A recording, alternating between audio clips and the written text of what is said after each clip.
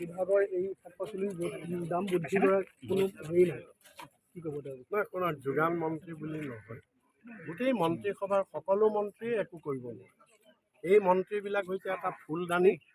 মুখ্যমন্ত্ৰী হিমন্ত বিশ্ব শৰ্মাই চবকে ৰেড লাইট গাড়ী দি, ছিকিউৰিটি দি, বাংলো দি ফুলদানি বনাই থৈ দিছে। তাৰ বাহিৰে কোনো মন্ত্ৰীয়ে এটা সিদ্ধান্ত ল'ব নোৱাৰে, এটা চহী কৰিব নোৱাৰে, এখন কাগজ অৰ্ডাৰ উলিয়াব নোৱাৰে। একনায়কত্ববাদ, ওৱান মেন আৰ্মি চলিছে, ওৱান মেন চৰকাৰ চলিছে, একনায়কত্ববাদ। গতিকে যোগান মন্ত্ৰীয়ে ঠিকেই কৈছে। যোগান মন্ত্ৰী কৈছে আজি চিণ্ডিকেট, আজি মূল্য বৃদ্ধি হৈছে, যোগান চিণ্ডিকেট তেওঁ নোৱাৰে, তেওঁ বন্ধ কৰিলে চিণ্ডিকেটত হাত দিব নোৱাৰে। চিণ্ডিকেট গোটেইবিলাক মুখ্যমন্ত্ৰীৰ পৰা ধৰি আমাৰ গোটেই মন্ত্ৰী পালি নেতা সকলোৰে তাত ভাগ আছে চিণ্ডিকেটত।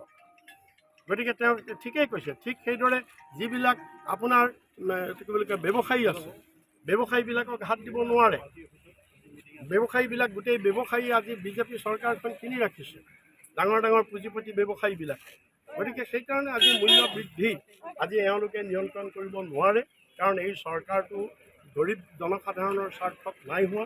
এই চৰকাৰ হৈছে পুঁজিপতিৰ স্বাৰ্থত। গতিকে তেওঁলোকে পুঁজিপতিৰ স্বাৰ্থ পূৰণ কৰিছে, পুঁজিপতিৰ স্বাৰ্থ তেওঁলোকে পূৰণ কৰিছে, সৰ্বসাধাৰণ ৰাইজৰ স্বাৰ্থ পূৰণ কৰে। খালি মুখেৰে তেওঁলোকে ডাংকোপ মৰা কথা কয়, মুখেৰে ডাংকোপ মৰা কথা কয় কেৱল বিজেপি চৰকাৰখন।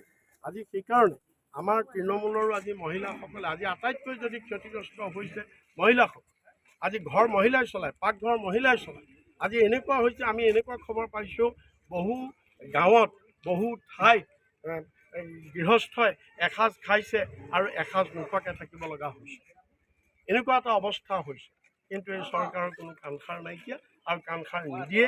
গতিকে সেইকাৰণে আমি এই কাৰ্যসূচীবিলাকৰ যোগেদি অসমৰ ৰাইজক আমি আহ্বান জনাইছোঁ, ৰাইজ সাজু হওক। এনেকুৱা